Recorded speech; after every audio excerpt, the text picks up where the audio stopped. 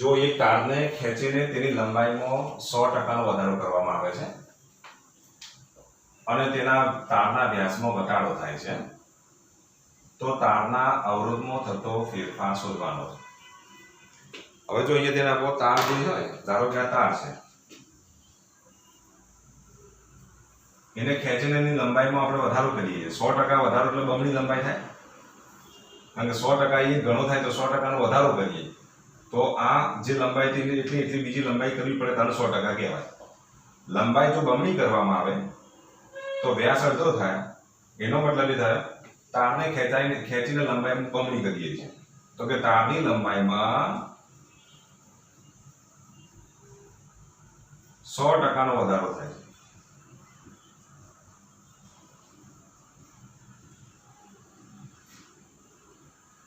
અને તારની લંબાઈમાં 100% નો વધારો થાય છે એનો મતલબ એ થયો કે તારની લંબાઈ કેટલી થાય છે? બમણી થાય છે।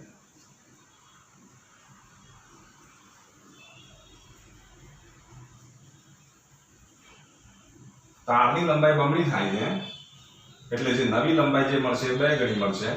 જો તારને ખેંચીને જો લંબાઈમાં વધારો કરીએ તો અવરોધ r ચલે છે, શું લખાય? l²।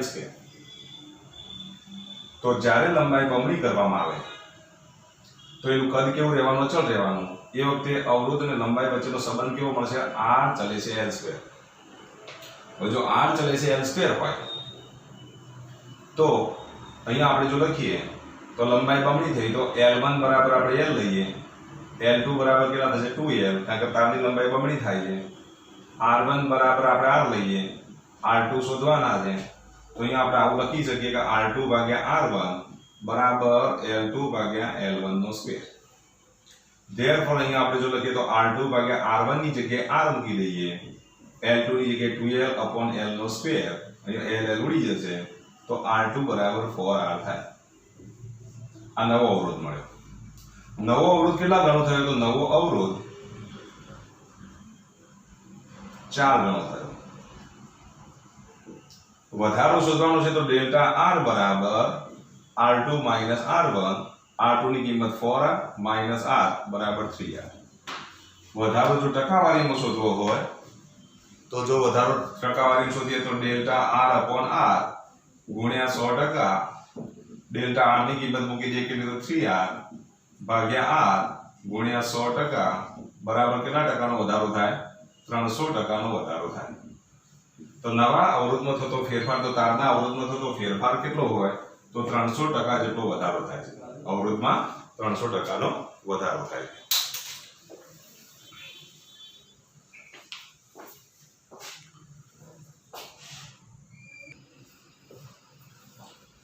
બીજો પ્રશ્ન જુઓ તમે, તો કયા તાપમાને તાંબાના વાહકનો અવરોધ 0°C તાપમાને મળતા અવરોધ કરતા બમણો થશે? તો આપણે તાપમાન શોધવાનું છે। તાંબા માટે આલ્ફાનું મૂલ્ય તમને આપી દીધું છે, અંશ સેલ્સિયસ ઇન્વર્સ, આટલું યાદ રાખવાનું। જો અહીંયા કેલ્વિન ઇન્વર્સ હોય તો ભાઈ તાપમાન તમારે કેલ્વિનમાં લાવવાનું, અંશ સેલ્સિયસ ઇન્વર્સ હોય તો તાપમાન શેમાં મળશે? સેલ્સિયસમાં મળશે। હવે તમને અહીંયા શું કીધું છે? કયા તાપમાને 0°C તાપમાને મળતા અવરોધ કરતો બમણો હોય? ધારો કે T તાપમાનનો અવરોધ RT એ 0°C તાપમાને મળતા અવરોધ કરતો કેવો છે? બમણો છે એટલે 2r0 લખાય। તો પ્રારંભિક અવરોધ કરતો બમણો અવરોધ થાય T તાપમાને। તો એ T તાપમાન તમારે શોધવાનું છે। હવે T0 બરાબર તો શું લખ્યું? 0°C। આલ્ફાની કિંમત કેટલી? આપણે 3.9 ગુણ્યા 10 - 3 અંશ સેલ્સિયસ ઇન્વર્સ। હવે આપણને સૂત્ર ખબર છે કે RT બરાબર શું લખીશું? r0 1 plus alpha t minus t0, rt ની જગ્યાએ આપણે મૂકી દઈએ 2r0 બરાબર r0 1 plus 3.9 ગુણ્યા 10 ની માઈનસ કેટલી ઘાત? 3 ઘાત t minus 0, તો 2r0 ભાગ્યા r0 1 plus 3.9 ગુણ્યા 10 ની માઈનસ 3 ઘાત t, 2r0 ભાગ્યા r0 બરાબર કેટલા મળશે? 2, 1 plus 3.9 ગુણ્યા 10 ની માઈનસ 3 ઘાત t, 2 માંથી 1 જાય તો 1, આ ગુણાકારમાં છે તો આ બદલી જઈએ ભાગાકારમાં, તો 10 ની માઈનસ 3 ઘાત એટલે 1000 ભાગ્યા 3.9 ઇઝ ઇક્વલ ટુ t, તો t ની કિંમત કેટલી મળશે? 256.4 અંશ સેલ્સિયસ મળે। જો કદાચ કેલ્વિનમાં જવાબ માંગે તો 273 ઉમેરી દો, તો ઓપ્શનની અંદર જો સેલ્સિયસમાં હોય તો આટલો જવાબ આવશે, અને જો ઓપ્શનની અંદર કેલ્વિનમાં જવાબ આપેલો હોય તો એનું મૂલ્ય આટલું થાય।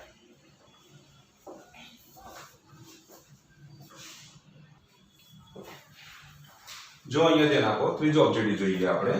એક તારને નિયમિત રીતે ખેંચીને આડછેદનું ક્ષેત્રફળ 1/n ગણું કરવામાં આવે છે.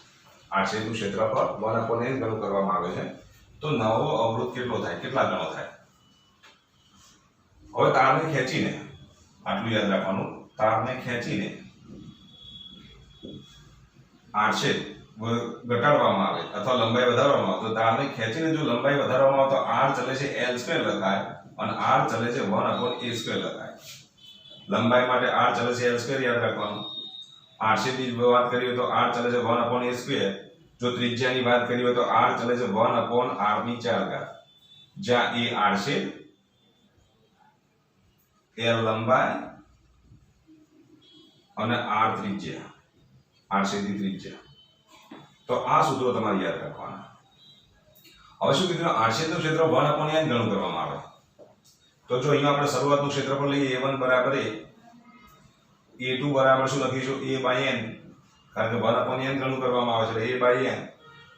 r1 બરાબર આપણે r લઈએ, r2 શોધવાના છે. આડછેદ માટે જો લખીએ તો r ચલે છે 1/a², therefore r2/r1 બરાબર વ્યસ્ત પ્રમાણમાં હોય તો અંશમાં શું આવશે? a1/a2 નો સ્ક્વેર. અહીંયા સ્ક્વેર છે તો એ સ્ક્વેર. ચલો આનું સાદુરૂપ આપો તો r2 ભાગ્યા r1 ની જગ્યાએ r, a1 ની જગ્યાએ a, a2 ની જગ્યાએ a/n, એનો પાછો સ્ક્વેર. આ a ઉડી જશે, છેદનો છેદ ક્યાં જશે? અંશમાં. તો r2 ભાગ્યા r બરાબર શું લખીએ? છેદનો છેદ અંશમાં જાય તો શું લખાય? n². તો therefore r2 ની કિંમત કેટલી મળે? n² * r મળે. તો પછી નવો અવરોધ એ મૂળ અવરોધ કરતા કેટલા ગણો થાય? n² ગણો થાય. તો આ સહગુણક ગણો થાય. તો પછી નવો અવરોધ મૂળ અવરોધથી n² ગણો થાય. તો નવો અવરોધ એ મૂળ અવરોધથી કેટલા ગણો થશે? n² ગણો થાય. એક્ઝામની અંદર આડછેદની જગ્યાએ માત્ર ત્રિજ્યા આપી દીધી હોય, આડછેદનું ક્ષેત્રફળ છે એની જગ્યાએ ત્રિજ્યા n ગણી આપી દીધી હોય, ત્રિજ્યા 1/n ગણી, એવું જો શબ્દ આપેલો હોય તો ત્રિજ્યા 1/n ગણી હોય તો આ સૂત્ર વાપરવાનું તમારે. તો એ વખતે a1 બરાબર a, a2 બરાબર શું લખીશું? અહીંયા a1 ની જગ્યાએ r1 બરાબર r, r2 બરાબર શું લખીશું? r/n, કેપિટલ R1 બરાબર r, r2 શોધવાના છે. r ચલે છે શું લખીશું? r⁴ એટલે અહીંયા કેટલી ઘાત આવી જશે? 4 ઘાત. અહીંયા r1 અપોન શું આવશે? r2. r1 ની જગ્યાએ આપણે r મૂકી દઈએ, r2 ની જગ્યાએ લખીએ r/n, એની કેટલી ઘાત થશે? 4 ઘાત. એટલે અહીંયા n ની કેટલી ઘાત થાય? 4 ઘાત થાય. તો એ વખતે r2 બરાબર n ની 4 ઘાત * r થાય. તો નવો અવરોધ મૂળ અવરોધથી n ની 4 ઘાત ગણો હોય. કેટલી ઘાત ગણો હોય? n ની 4 ઘાત ગણો હોય. તો આવા ફેરફાર હોય તો એ ફેરફારની તમને ખબર હોવી જોઈએ.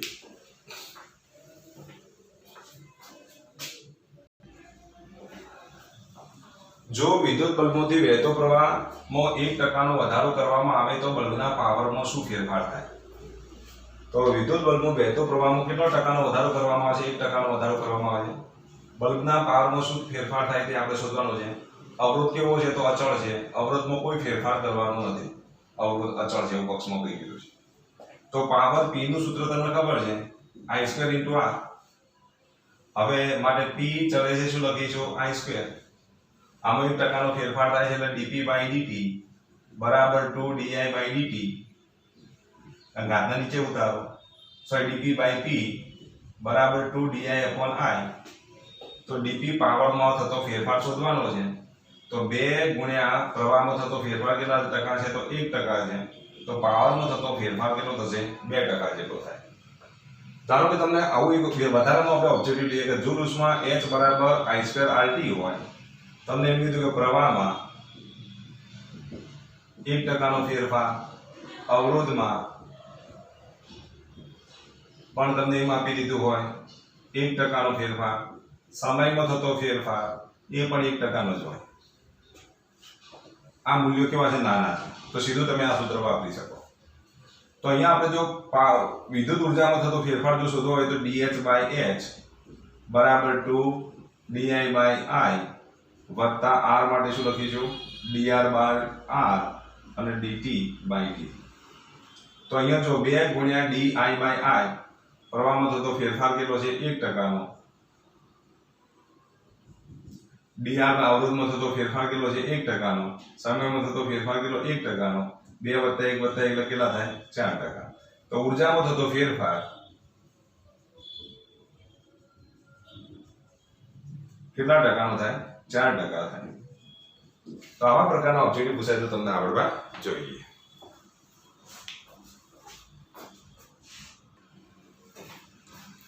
જો સમાન ઈએમએફ અને સમાન આંતરિક અવરોધ ધરાવતા સ્મોલ r ધરાવતા n વિદ્યુત કોષોને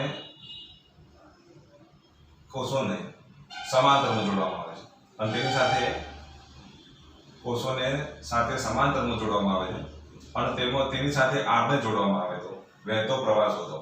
n કોષોને સમાંતરમાં જોડી તેની સાથે અવરોધ r જોડવામાં આવે. ધારો કે આ એક કોષ જોડ્યો, એનો આંતરિક અવરોધ સ્મોલ r છે. એવો આ બીજો કોષ જોડ્યો, એનો આંતરિક અવરોધ સ્મોલ r છે. આવા n કોષો જોડી દીધા અને તેની સાથે અવરોધ r જોડેલ છે. તો પરિપથમાં વહેતો પ્રવાહ શોધો, I શોધવાનો છે. તો n કોષો માટેની જો વાત કરીએ તો n કોષોનો સમતુલ્ય EMF કેટલું થાય? તો સમાંતર જોડાણમાં EMF માં ખાલી માત્ર ધ્રુવોની સંખ્યા વધે પરંતુ EMF ના મૂલ્યમાં કોઈ વધારો ના થાય. તો સમતુલ્ય EMF આપણે જો લખી દઈએ તો સમતુલ્ય EMF એપ્સાઇલોન ડેશ બરાબર એપ્સાઇલોન જ થશે, કારણ કે અહીંયા ધ્રુવોની સંખ્યા વધે છે પરંતુ EMF નું મૂલ્ય બદલાતું નથી. કયા જોડાણ માટે? સમાંતર જોડાણ માટે.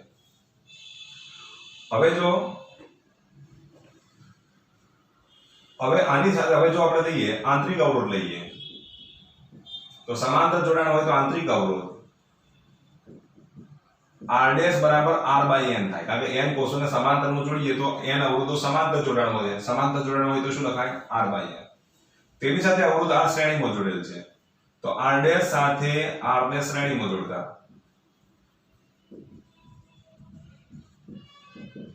માટે સમતુલ્ય અવરોધ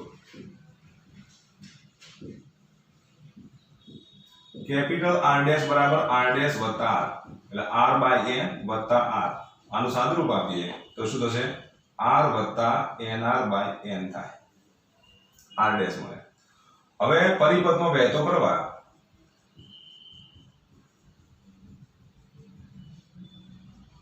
I બરાબર શું લખીશું? એપ્સાઇલોન ડેશ ભાગ્યા R ડેશ.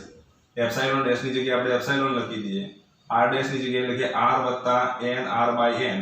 છેદનો છેદ ક્યાં જશે? અંશમાં. તો n epsilon upon n r વત્તા સ્મોલ r આટલો પ્રવાહ મળે. ચલો ખ્યાલ આવી ગયો. સમાંતરમાં જોડવાથી આપણને પરિપથમાં વહેતો પ્રવાહ આટલો મળે. કદાચ એમ કીધું કે સમાન EMF ધરાવતા n અવરોધોને કઈ રીતે જોડેલા હોય? શ્રેણીમાં જોડવામાં આવે. શ્રેણીમાં જોડવામાં આવે તેની સાથે અવરોધ r જોડેલો હોય તો આવો ફેરફાર જો આપેલો હોય n અવરોધોને આપણે શ્રેણીમાં જોડીએ, n કોષોને શ્રેણીમાં જોડીએ. આ પહેલો કોષ, પછી આ બીજો કોષ, પછી આ ત્રીજો કોષ,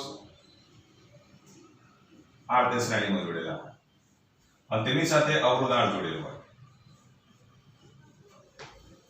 તો સમતુલ્ય EMF કેટલું થશે? તો આ વખતે EMF નો શું થાય? સરવાળો થાય. તો EMF નું મૂલ્ય કેટલું થાય? n epsilon. બધા જ અવરોધો શ્રેણીમાં જોડેલ છે તો અહીંયા સમતુલ્ય અવરોધ કેટલો થાય? NR થાય. તેની સાથે શ્રેણીમાં r જોડેલ છે તો અહીંયા r ડેશ બરાબર r ડેશ વત્તા r. તો અહીંયા કેટલા થશે? n r વત્તા r. આટલો સમતુલ્ય અવરોધ મળે, આટલું સમતુલ્ય EMF મળે. તો એ વખતે વહેતો પ્રવાહ કેટલો થશે? એપ્સાઇલોન ડેશ ભાગ્યા r ડેશ. એપ્સાઇલોન ડેશ ની જગ્યાએ n એપ્સાઇલોન, r ડેશ ની જગ્યાએ જો લખીએ તો n r વત્તા કેપિટલ R. તો એ વખતે ખાલી આ જે સહગુણક છે બદલાઈને અહીં આવી જશે તો આખું ખાલી છેદમાં જ ફેરફાર થશે. કેટલો? તો r વત્તા NR થાય. તો એક્ઝામમાં ખાલી જો આટલો સૂક્ષ્મ ફેરફાર છે. સમાંતર જોડાણ હોય તો n અહીંયા ગુણાય અને શ્રેણી જોડાણ હોય તો n અહીંયા ગુણાય. તો આટલો જો ફેરફાર જો પૂછાય તો તમને આવડવું જોઈએ. ખાલી ફેરફાર કેટલો કરી દીધો હશે? શ્રેણી જોડાણ કરી દીધું હોય સમાંતર જોડાણની જગ્યાએ. જો આવું શ્રેણી જોડાણ કર્યું હોય તો એ વખતે પ્રવાહનું મૂલ્ય આટલું આવે અને સમાંતર જોડાણ હોય તો પછી આ n અહીંયા આવી જશે. ચલો ખ્યાલ આવી ગયો. તો આ સૂક્ષ્મ ફેરફાર પૂછાય તો તમને આવડવું જોઈએ. કદાચ તમને એમ કીધું હોય શ્રેણી જોડાણ વખતે મળતો પ્રવાહ અને સમાંતર જોડાણ, જો આમાં આપણે ફેરફાર વિચારીએ, શ્રેણી જોડાણ વખતે મળતો પ્રવાહ અને સમાંતર જોડાણ માટે મળતો પ્રવાહ સરખો હોય એવું જો કીધું હોય, શું કીધું હોય? શ્રેણી જોડાણ વખતે મળતો પ્રવાહ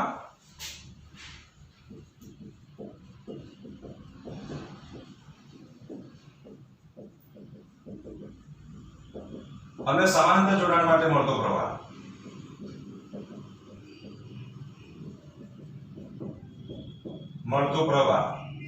સમાન હોય તો R શોધો. તો ચલો શ્રેણી જોડાણ માટે મળતો પ્રવાહ, તો શ્રેણી જોડાણ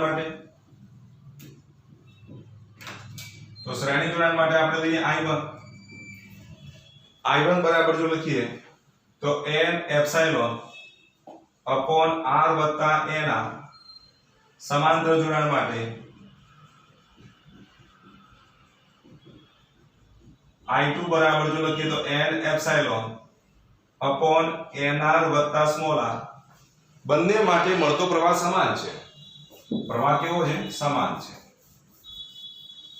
તો પ્રવાહ સમાન છે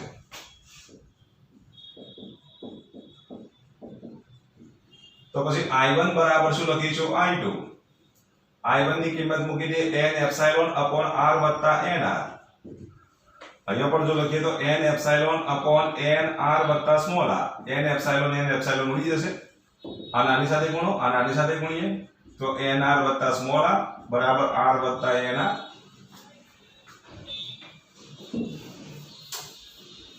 તો r વાળા પદ એક બાજુ લઈ જઈએ, nr માઈનસ r બરાબર nr માઈનસ સ્મોલ r. આમાંથી r n minus 1 r common કાઢીએ, અહીંયા પણ r કોમન કાઢીએ તો n minus 1 into small r, n minus 1 ઉડી જશે તો r બરાબર સ્મોલ r. તો એ વખતે બાહ્ય અવરોધનું મૂલ્ય દરેક બેટરીના આંતરિક અવરોધના મૂલ્ય જેટલું હોય તો શ્રેણી જોડાણના સમાંતર જોડાણનું પ્રવાહના મૂલ્યો કેવા બને? સમાન બને. તો આ એક ઓબ્જેક્ટિવ જેવા બીજા બે ઓબ્જેક્ટિવ આપણે આમાં વિચારી લીધા. તો આ પ્રકારના જો ઓબ્જેક્ટિવ પૂછાય તો તમને આવડવા જોઈએ.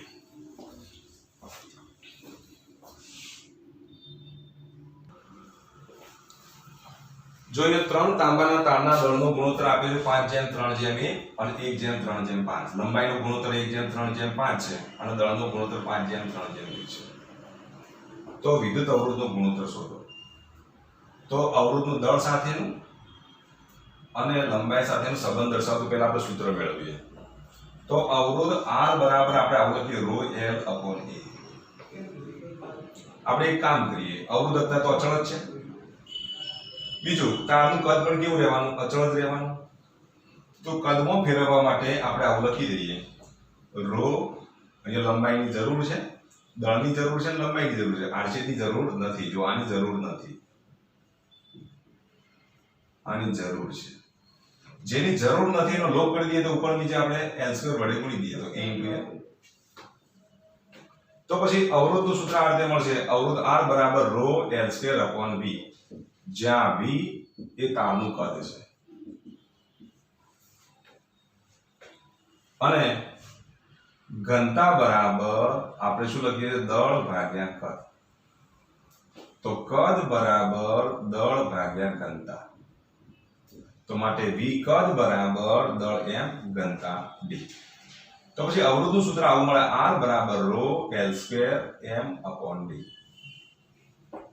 સીધો અંશમાં જશે તો R બરાબર ρ d L² અપોન m. અને ρ અને d તો કેવા રહેવાના? આપેલા તાર માટે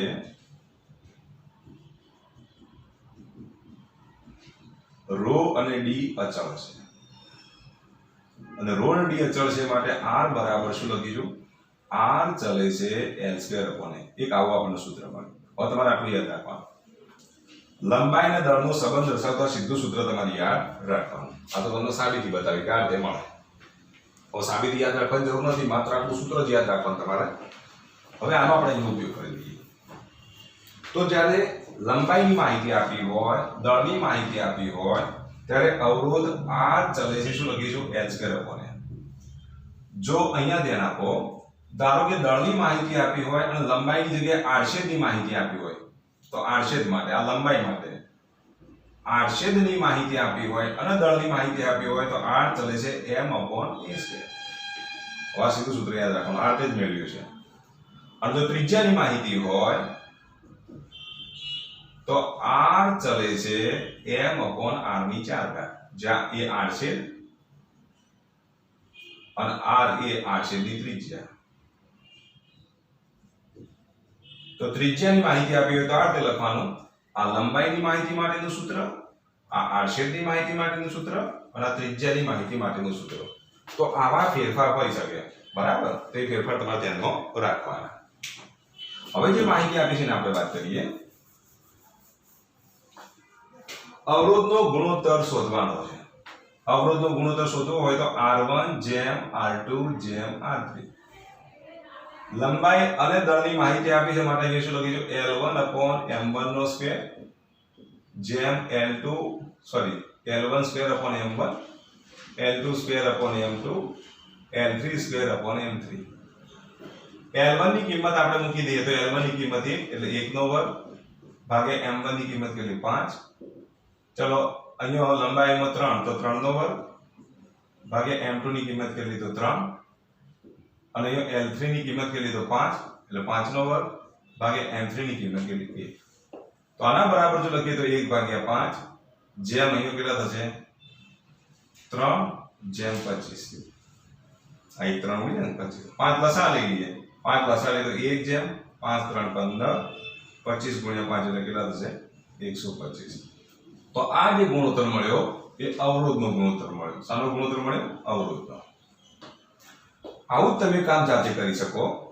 દળનો ગુણોત્તર આપણે આ લઈ લઈએ, પરંતુ તમને અહીંયા લંબાઈના ગુણોત્તરની જગ્યાએ આડછેદનો ગુણોત્તર આપી દીધો હોય. ચલો આડછેદનો ગુણોત્તર આપ્યો તો તમે જાતે પ્રયત્ન કરી શકો. તો પછી અવરોધનો ગુણોત્તર શોધો. તમને લંબાઈના ગુણોત્તરની જગ્યાએ કયો ગુણોત્તર આપ્યો હોય? આડછેદનો ગુણોત્તર આપ્યો હોય તો એ વખતે તમારે આ સૂત્રનો ઉપયોગ કરવો પડે. આ સૂત્રનો ઉપયોગ કરી અને તમે અવરોધનો ગુણોત્તર શોધી શકો. તો આટલું કામ તમારે જાતે કરવાનું છે.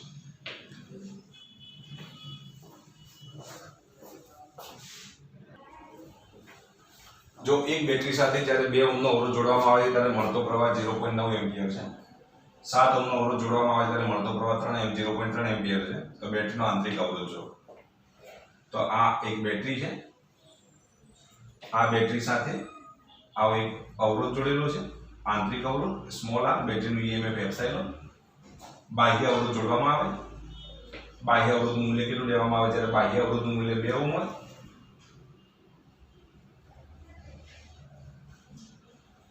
બાહ્ય અવરોધનું મૂલ્ય 2 ઓહ્મ છે, ત્યારે પરિપથમાં વહેતો પ્રવાહ કેટલો છે? તો 0.9 એમ્પિયર છે. હવે પરિપથમાં વહેતો પ્રવાહ 0.9 એમ્પિયર હોય તો અહીંયા આપણે લખી શકીએ કે 2 ઓહ્મનો અવરોધ, અહીંયા જો બેટરીનું ટર્મિનલ વોલ્ટેજ V બરાબર શું લખાય? એપ્સિલોન માઈનસ IR લખાય. અને ટર્મિનલ વોલ્ટેજ બરાબર શું લખીશું? કેપિટલ IR બરાબર એપ્સિલોન માઈનસ IR. ચલો I ની કિંમત મૂકી દઈએ કેટલી? તો 0.9, R ની કિંમત કેટલી? 2, એપ્સિલોન માઈનસ I ની કિંમત કેટલી? તો 0.9 * R.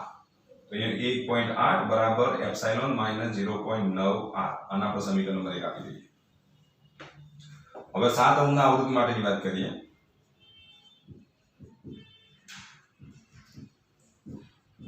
7 ઓહ્મના અવરોધ માટે I ની કિંમત કેટલી લેવાની છે? 0.3 એમ્પિયર.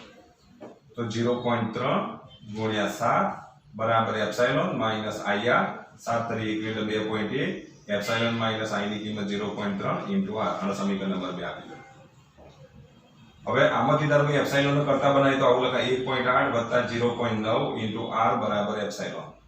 અહીંયા જો લખીએ તો 2.1 + 0.3 R બરાબર એપ્સિલોન. આનો સમીકરણ નંબર હોય તો 1 આપી દો. આના આપણે સમીકરણ નંબર 2 આપી દઈએ. સમીકરણ 1 ને 2 ને સરખાવી દો એટલે આંતરિક અવરોધ મળી જશે.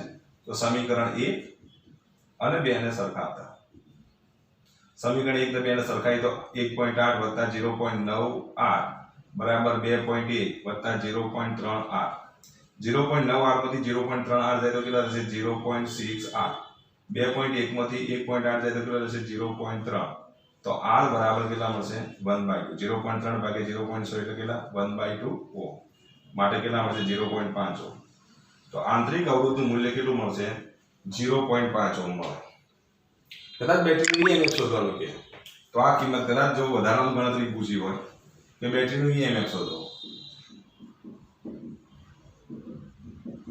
જો બેટરીનું ઈએમએફ શોધવાનું હોય તો એપ્સાઇલોન બરાબર શું લખીશું 1.8 વત્તા 0.9 ઇન્ટુ r તો 1.8 વત્તા 0.9 ઇન્ટુ r ની કિંમત કેટલી 0.5 તો 9 5 45 તો 1.8 વત્તા કેટલા થશે 0.45 આનો સરવાળો કરો તો 5 8 ને 4 12 બધી આવી 1 ને 2 તો આટલું ઈએમએફ મળે તો બેટરીનું ઈએમએફ આટલું મળે છે એક્ઝેક્ટ આવો દાખલો હું તમને હોમવર્કમાં આપું છું જો 2 ઓહ્મનો અવરોધ જોડવામાં આવે તો 0.9 એમ્પિયર પ્રવાહ વહે છે અને 7 ઓહ્મનો વધારાનો અવરોધ શ્રેણીમાં જોડવામાં આવે 7 ઓહ્મનો વધારાનો અવરોધ આની સાથે શ્રેણીમાં જોડવામાં આવે તો 7 ને 2 કેટલા થઈ જશે 9 એ વખતે પ્રવાહ કેટલો 0.3 એમ્પિયર છે 7 ઓહ્મનો વધારાનો અવરોધ જોડવામાં આવે તો 2 તો હતા વત્તા 7 એટલે અહીંયા કેટલા લેવા પડે એ વખતે 7 ની જગ્યાએ 9 ઓહ્મ લેવા પડે એના માટે તમારે સમીકરણ લખવું પડે અને એના માટે તમે આંતરિક અવરોધ શોધો અને બેટરીનું ઈએમએફ શોધો આટલું કામ તમારે કરવું પડે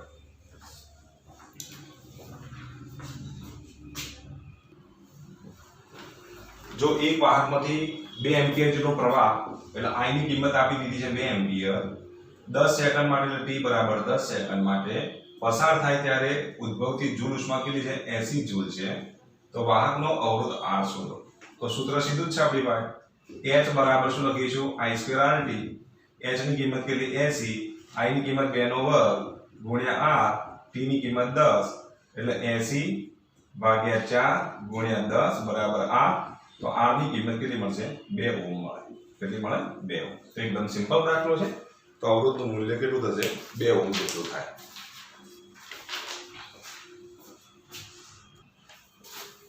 હવે જો તમને જૂલ ઉષ્માની જગ્યાએ આ દાખલામાં કેવો ફેરફાર હોય કે જૂલ ઉષ્મા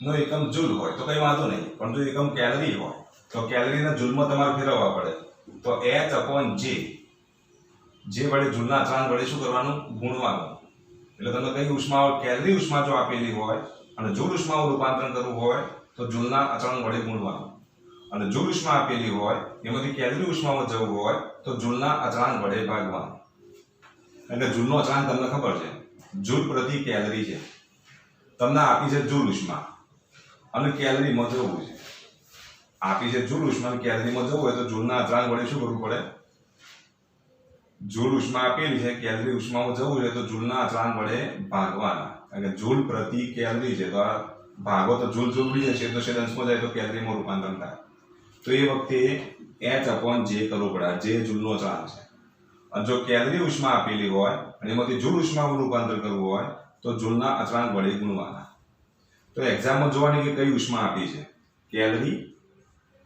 કેલરી આપીને જૂલમાં ફેરવવું હોય તો જૂલના અચળાંક વડે ગુણવાના જૂલ આપેલા કેલરીમાં ફેરવવું હોય તો જૂલના અચળાંક વડે તમારે ભાગી દેવાના એટલે જૂલ ઉષ્મા પર ધ્યાન આપવાનું 80 જૂલની જગ્યાએ જો 80 કેલરી આપી દીધી હોય ને તો દાખલામાં તમારે શું કરવું પડશે કેલરી છે તો જૂલના અચળાંક વડે ગુણવાના બરાબર અને પછી તમારે પ્રવાહનું મૂલ્ય શોધવાનું તો એ વખતે આપણે આ રીતે લખીશું h બરાબર I2RT પરંતુ જૂલમાં ફેરવા માટે અહીંયા જે વડે ગુણી દેવાના ક્યારે કેલરી ઉષ્મા આપી હોય ત્યારે અને પછી તમારે દાખલો ગણવાનો તો આવા જો ફેરફાર હોય તો એના પર તમારે ધ્યાન આપવાનું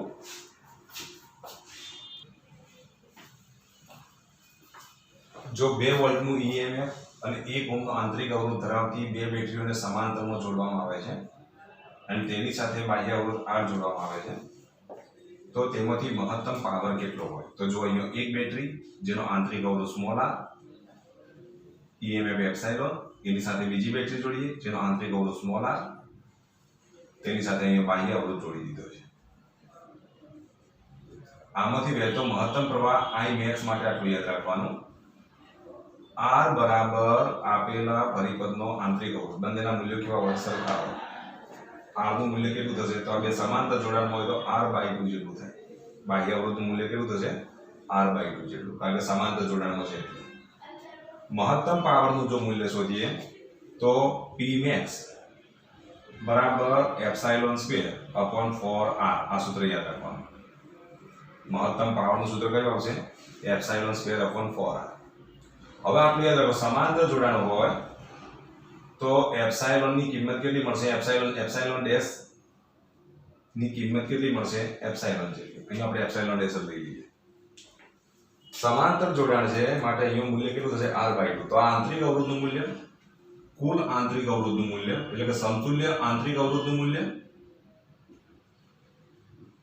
અને બાહ્ય અવરોધનું મૂલ્ય કેવું થવું જોઈએ સરખું થવું જોઈએ તો જ મહત્તમ પ્રવાહ વહી શકે મહત્તમ પાવર મળે p max મળે p max ક્યારે મળે મહત્તમ પ્રવાહ વહે ત્યારે એટલે મહત્તમ પ્રવાહ વહે એવું કહ્યું તો પણ ચાલે તો p max માટે આટલું યાદ રાખવાનું ફરી એકવાર બોલી દઉં છું બે બેટરીનું કેવી રીતે જોડેલ છે સમાંતરમાં જોડેલ છે એટલે બેટરીનો આંતરિક અવરોધ કેટલો થશે r/2 જેટલો થાય હવે આ સમતુલ્ય આંતરિક અવરોધનું મૂલ્ય બાહ્ય અવરોધ જેટલું હોય ત્યારે મળતો પાવર મહત્તમ હોય તો મહત્તમ પાવરનું સૂત્ર યાદ રાખો એપ્સિલોન સ્ક્વેર અપોન શું થશે 4r થાય કેટલું થાય epsilon dash square upon 4r સમાંતર જોડાણ હોવાથી એપ્સિલોન ડેશ ની કિંમત અને એપ્સિલોન ની કિંમત સરખી હોય એનું મૂલ્ય કેટલું 2 વોલ્ટ તો p max ની કિંમત કેટલી મળશે તો p max બરાબર એપ્સિલોન ડેશ ની કિંમત 2 વોલ્ટ એટલે 2 નો વર્ગ ભાગ્યા 4 ઇન્ટુ અહીંયા શું લખીશું r/2 અહીંયા ઉડી જશે તો 4 ભાગ્યા 2r r ની કિંમત કેટલી છે તો 1 તો 4 ભાગ્યા 2 ઇન્ટુ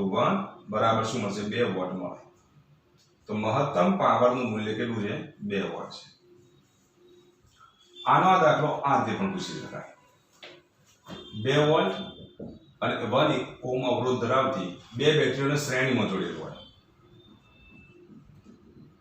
અને તેની સાથે એ સંયોજન સાથે બાહ્ય અવરોધ કેટલો જોડેલો હોય r જોડેલો હોય તો પરિપથમાં વહેતો મહત્તમ પાવર શોધો તો એ વખતે મહત્તમ પાવરનું જો સૂત્ર મેળવીએ તો એ વખતે એપ્સિલોન ડેશ બરાબર 2 એપ્સિલોન બરાબર કેટલા થશે 2 વોલ્ટ અવરોધનું મૂલ્ય r ડેશ બરાબર શું થશે 2r બરાબર શું થશે 2 અને r ડેશ ની કિંમત કેટલી હશે કેપિટલ R જેટલી તો એ વખતે p max જો લઈએ તો p max બરાબર શું લખીશું epsilon dash square upon 4r epsilon dash ની કિંમત કેટલી 2 2 એપ્સિલોન 2 ગુણ્યા 2 થશે ને એપ્સિલોન ની કિંમત 2 છે તો 2 ગુણ્યા 2 કેટલા થશે 4 વોટ તો 4 નો વર્ગ ભાગ્યા 4 ગુણ્યા r ની કિંમત પણ કેટલી 2 તો એ 4 નો વર્ગ કેટલો થશે 16 ભાગ્યા 8 બરાબર 2 વોટ આવે તો શ્રેણી જોડાણ અને સમાંતર જોડાણ માટે મહત્તમ પાવરના મૂલ્યો કેવા મળશે સરખા મળે તો અહીંયા સમાંતર જોડાણ કર્યું હોય કે શ્રેણી જોડાણ હોય r અવરોધમાંથી વહેતો મહત્તમ પાવર હોય તે વખતે સમતુલ્ય આંતરિક અવરોધનું મૂલ્ય અને બાહ્ય અવરોધનું મૂલ્ય કેવું હોય સરખું હોય તો આવા ફેરફાર પૂછી શકાય તો આટલું તમારે યાદ રાખવાનું જો કિર્ચોફનો પહેલો નિયમ ખાલી જગ્યાના સંરક્ષણના નિયમનું કથન છે તો આટલું યાદ રાખવાનું કિર્ચોફનો પહેલો નિયમ એ વિદ્યુતભારના સંરક્ષણનો નિયમ છે અને બીજો નિયમ જો પૂછે તો બીજો નિયમ એ ઊર્જા સંરક્ષણના નિયમનું વ્યાપક સ્વરૂપ છે તો અહીંયા આપણે લખીએ સિગ્મા i બરાબર 0 એટલે સિગ્મા q બરાબર 0 થાય કે નહીં q i ની જગ્યાએ આપણે શું લખીએ q upon t એટલે સિગ્મા q બરાબર 0 એટલે વિદ્યુતભારના સંરક્ષણના નિયમનું વ્યાપક સ્વરૂપ છે અને અહીંયા સિગ્મા એપ્સિલોન બરાબર સિગ્મા ir લખીએ છીએ તો આ ઊર્જા બતાવે છે એકમ ધન વિદ્યુતભારની આ પણ ઊર્જા છે એકમ ધન વિદ્યુતભારની એટલે ઊર્જા સંરક્ષણના નિયમનું શું થાય છે પાલન કરે છે કિર્ચોફનો પહેલો નિયમ વિદ્યુતભારના સંરક્ષણના નિયમનું પાલન કરે અને કિર્ચોફનો બીજો નિયમ એ ઊર્જા સંરક્ષણના નિયમનું પાલન કરે છે તો 10મો ઓબ્જેક્ટિવ અને 17મો ઓબ્જેક્ટિવ બંને સરખા જ છે તો પહેલો નિયમ એ વિદ્યુતભારના સંરક્ષણના નિયમનું પાલન કરે અને બીજો નિયમ એ ઊર્જા સંરક્ષણના નિયમનું પાલન કરે છે તો ડિસ્ચાર્જ ટ્યુબનો અવરોધ ખાલી જગ્યા હોય છે તો ડિસ્ચાર્જ ટ્યુબ માટે જો V વિરુદ્ધ I નો જો આલેખ દોરવામાં આવે તો V વિરુદ્ધ I નો આલેખ સુરેખ મળતો નથી આવો કેવો મળે છે વક્રાકાર મળે છે જો સુરેખ આલેખ હોય તો ઓહમના નિયમનું પાલન કરે અને જો આવો વક્રાકાર આલેખ હોય તો એ ઓહમના નિયમનું પાલન કરતો નથી અને જે આલેખ ઓહમના નિયમનું પાલન ન કરે તો તેવા અવરોધને આપણે શું કહીશું નોન ઓહમિક કહીશું શું કહીશું બિન ઓહમિક કહેવાય અથવા તો શું કહેવાય નોન ઓહમિક કહેવાય શું કહેવાય નોન ઓહમિક તો ડિસ્ચાર્જ ટ્યુબનો જે અવરોધ જે છે એ કેવો હોય તો બિન ઓહમિક છે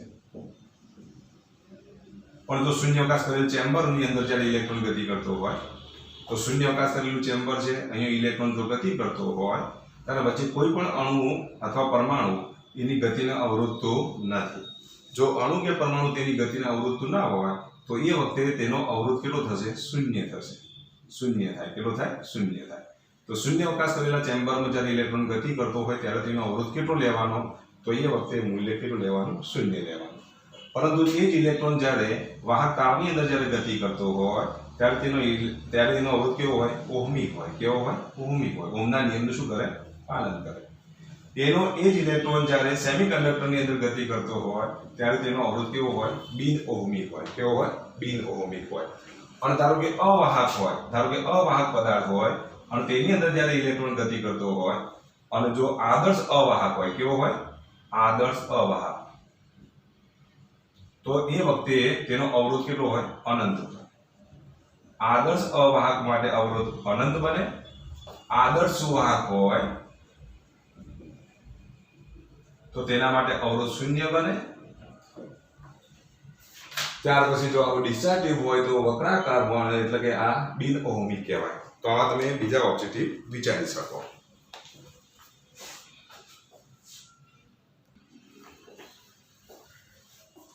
જો 1 મીટર બ્રિજની એક ડાબી બાજુના ગેપમાં અજ્ઞાત અવરોધ કેટલો છે? આપણે R1 લઈએ. R1 બરાબર R છે. જમણી બાજુની ગેપમાં અવરોધ R2 બરાબર 1 ઓહમ છે. ડાબા છેડાથી તટસ્થ બિંદુ કેટલા અંતરે મળે છે? તો L1 બરાબર 20 સેન્ટીમીટર અંતરે મળે છે. તો L2 કેટલા થશે? મીટર બ્રિજ હોવાથી L2 બરાબર 100 માંથી 20 બાદ કરો તો 80 સેન્ટીમીટર. તો R નું મૂલ્ય શોધવાનું છે. તો અહીં આપણે આવું લખી શકીએ R1/R2 બરાબર L1/L2. જ્યારે મીટર બ્રિજ સંતુલિત સ્થિતિમાં હોય ત્યારે આવું લખાય. R1 ની કિંમત આપણે R મૂકી દઈએ, R2 ની કિંમત 1, L1 ની કિંમત 20, L2 ની કિંમત 80. તો આનું સાદુરૂપ આપીએ તો R બરાબર કેટલા થશે? 2/4, 2/8 એટલે 1/4 બરાબર 0.25 ઓહમ થાય. તો આ રીતે તમે અજ્ઞાત અવરોધનું મૂલ્ય શોધી શકો. કદાચ તમને એવું કીધું હોય આ ગેપમાં અવરોધ R આપી દીધો હોય, R નું મૂલ્ય ધારો કે તમને 10 ઓહમ આપી દીધું છે, બીજી ગેપમાં અવરોધ કેટલો છે? 1 ઓહમ છે. આને સમાંતર X જોડવામાં આવે. પહેલા તટસ્થ બિંદુ આપી દીધો અને પછી X જોડવામાં આવે તો X નું મૂલ્ય શોધો. શ્રેણીમાં X જોડવામાં આવે તો X નું મૂલ્ય શોધો. આવા પ્રકારના દાખલા પૂછી શકાય. તો આવા દાખલા તમારે તૈયાર કરી દેવાના. તો બુકની અંદર આપેલા હોય, જુદા જુદા મટીરીયલની અંદર આવા પ્રકારના જે દાખલા આપેલા હોય એ મીટર બ્રિજ માટે તમારે તૈયાર કરવાના રહેશે. બરાબર. હવે આપણે વાત કરીએ એના પછીનો ઓબ્જેક્ટિવ. તો જો તાંબાના તારની અવરોધકતા ખાલી જગ્યા છે, તાપમાન વધવાથી વધે છે, આડછેદનું ક્ષેત્રફળ વધવાથી ઘટે છે, લંબાઈ વધવાથી વધે છે, આડછેદનું ક્ષેત્રફળ વધવાથી વધે છે. આવા પ્રકારના દાખલા મોસ્ટ ટાઈમ વિશે યાદ રાખજો. હવે તાંબુ એટલે ધાતુ. ધાતુ માટે અવરોધકતા શેના પર આધાર રાખે? તો અવરોધકતાનો આધાર એક તો તાપમાન ઉપર આધાર રાખે અને બીજું દ્રવ્યની જાત પર આધાર રાખે.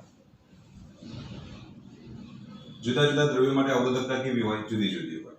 તાપમાન બદલાય તો અવરોધકતા બદલાય, પરંતુ તારના પરિમાણ ઉપર એટલે કે આડછેદ ઉપર અને લંબાઈ ઉપર આધાર રાખતી નથી. અવરોધકતા આધાર ના રાખે. અવરોધ આધાર રાખે પણ અવરોધકતા આધાર રાખે નહીં. તો અહીં અવરોધકતા શબ્દ છે એટલે આડછેદ વધવાથી, લંબાઈ વધવાથી, આડછેદ ઘટવાથી આ બધા પર આધાર રાખતી જ નથી. તો પછી અવરોધકતા શેના પર આધાર રાખે? તાપમાન ઉપર આધાર રાખે. હવે અવરોધકતાનો તાપમાન સાથેનો સંબંધ આટલું યાદ રાખવાનું. તો ધાતુઓ માટે તાપમાન વધે તો અવરોધકતા ઘટે, અવરોધકતા વધે, અને તાપમાન ઘટે તો અવરોધકતા ઘટે.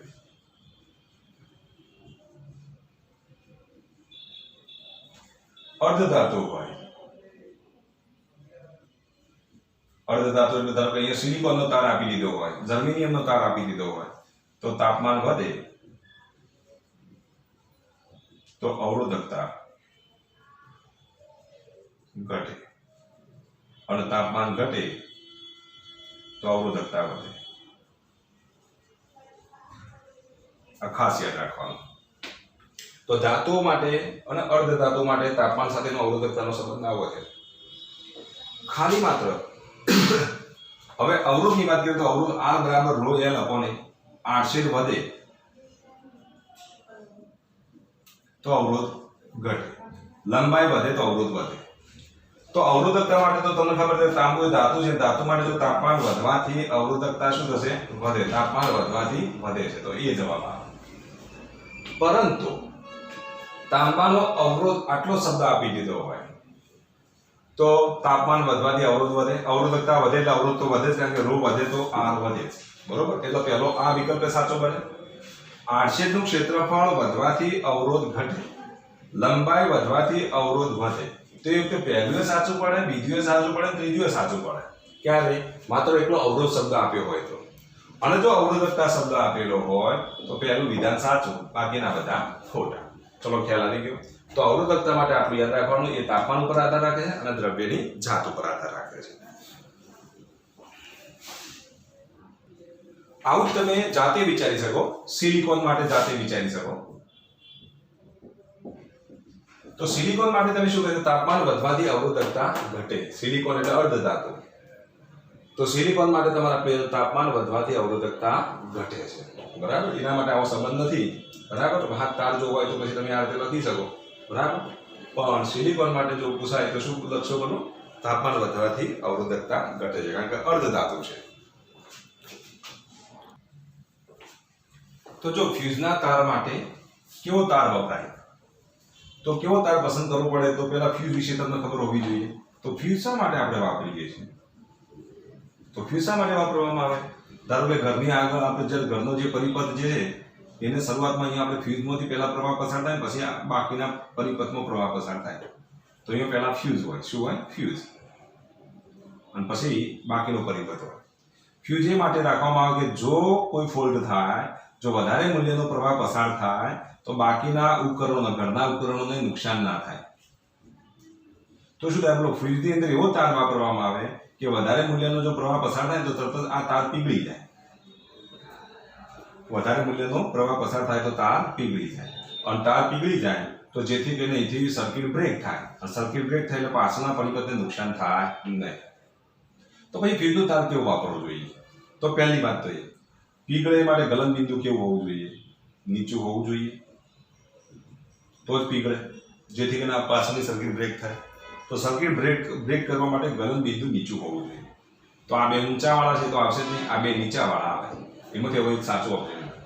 હવે જો તમે અવરોધનું મૂલ્ય નાનું લો તો I2RT સૂત્ર પ્રમાણે નાના મૂલ્યના પ્રવાહ વડે પણ વિદ્યુત ઉર્જાનું ઉષ્મા ઉર્જામાં રૂપાંતરણ થાય, જેથી શું થશે? બોલો, તરત જ તાર પીગળી જશે. પણ જો અવરોધનું મૂલ્ય જો વધારે હોય તો એ તાર પીગળશે નહીં. તો એનો મતલબ છે કે અવરોધનું મૂલ્ય કેવું હોવું જોઈએ? વધારે હોવું જોઈએ અને ગલન બિંદુ નીચું હોવું જોઈએ. તો ફ્યુઝમાં વપરાતા તાર માટે અવરોધનું મૂલ્ય વધારે અને ગલન બિંદુ નીચું હોવું જોઈએ. કદાચ તમને એમ પૂછે ઇલેક્ટ્રિક હીટરમાં વપરાતો તાર, ધારો કે ઇલેક્ટ્રિક હીટર જે છે, બરાબર, પાણી ગરમ કરવાના હીટરમાં જે વપરાતો તાર જે છે એ તારની અંદર કેવું હોવું જોઈએ? બોલો, એક તો એનું ગલન બિંદુ જો નીચું રાખીએ તો શું થાય? બોલો, જેવો પ્રવાહ પસાર થાય એટલે તરત જ તાર પીગળી જાય, પેલા હીટર શું બની જાય? નકામું બની જાય, હીટર ઉડી જાય. એટલે હીટર ના ઉડે માટે ગલન બિંદુ કેવું હોવું જોઈએ? ઊંચું હોવું જોઈએ. અને વધારે વિદ્યુત ઉર્જા મળે તે માટે અવરોધનું મૂલ્ય કેવું હોવું જોઈએ? વધારે હોવું જોઈએ. તો હીટર માટે આવો તાર વપરાય, ફ્યુઝ માટે આવો તાર વપરાય. તો આવા જો ફેરફાર પૂછાય તો તમને આવડવા જોઈએ. તો આ હીટર માટેનો તાર છે, આ ફ્યુઝ માટેનો તાર છે. ધારો કે કોઈ બલ્બની વાત કરીએ તો બલ્બના આ જે છે બલ્બનું ફિલામેન્ટ જે છે એ ફિલામેન્ટનો તાર કેવો હોવો જોઈએ? તો ફિલામેન્ટનો તાર એવો હોવો જોઈએ કે જેનું ગલન બિંદુ કેવું હોવું જોઈએ? ઊંચું હોવું જોઈએ. ઊંચું ગલન બિંદુ હોય તો જેથી કરીને ફિલામેન્ટનો તાર પીગળે નહીં. અને જો તાર પીગળી જાય તો તરત જ બલ્બ ઉડી જાય. એટલે તાર પીગળે નહીં માટે ગલન બિંદુ કેવું રાખવું પડે? ઊંચું રાખવું પડે. અને અવરોધનું મૂલ્ય નાનું હોય તો જ વિદ્યુત ઉર્જાનું પ્રકાશ ઉર્જામાં શું થાય? રૂપાંતરણ થાય. તો એ વખતે તમારે આવો તાર વાપરવો પડે. તો આ શેના માટે? બલ્બના ફિલામેન્ટ માટે.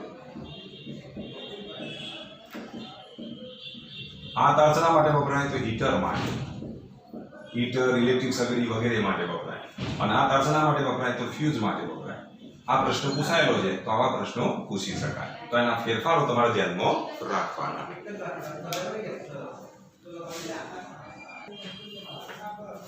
અહીંયા એક વિસ્ટન બ્રિજની 4 ભુજાઓ 4 અવરોધ R આપેલા છે તથા ગેલ્વેનોમીટરનો અવરોધ પણ કેટલો છે? તો R છે. અહીંયા બેટરી જોડેલી છે તો આ બેટરીને નડતો આપણે અવરોધ શોધવાનો છે. તો જો અહીંયા R ભાગ્યા R એટલે આ તો સંતુલન સ્થિતિમાં છે એટલે આ તો અવરોધ નડે જ નહીં, આ તો નીકળી જશે. હવે આ બેટરીને નડતા અવરોધની જો વાત કરીએ તો આ 4 અવરોધોનો સમતુલ્ય અવરોધ આને નડે. તો આ બે શ્રેણીમાં છે તો આનો અવરોધ કેટલો થશે? 2R. આ બે શ્રેણીમાં છે તો બેનો સરવાળો પડતો 2R.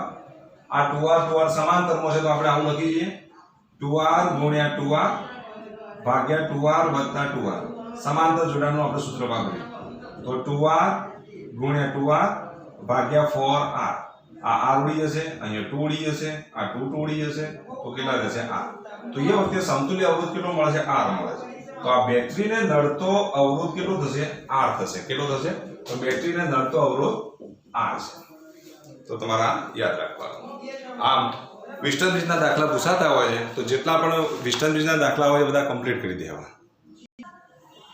જો એક ફ્યુઝ તારની વિકિરણ ક્ષમતા કેટલી છે 1 વોટ છે તો પછી ફ્યુઝ તારનો અવરોધ કેટલો થાય તો અહીંયા પ્રવાહ I બરાબર 5 એમ્પિયર આપી દીધા છે પાવર P બરાબર 1 વોટ આપેલ છે અવરોધ R શોધવાનો છે તો P બરાબર શું લખીશું I2 * R P ની કિંમત આપણે મૂકી દઈએ કે 1 I ની કિંમત કેટલી 5 નો વર્ગ * R બરાબર 1/25 તો પછી 100/25 ગુણ્યા 100 100 વડે ગુણી દે 100 વડે ભાગી દે 25 ચોગા 100 તો 4/100 આ આપણને શું મળ્યું R મળ્યું તો R ની કિંમત કેટલી 0.04 ઓહ્મ થાય તો વિકિરણ અવરોધનું મૂલ્ય કેટલું છે 0.04 ઓહ્મ થાય કેટલું હોય 0.04 તો આટલું તમે તૈયાર કરી દેવું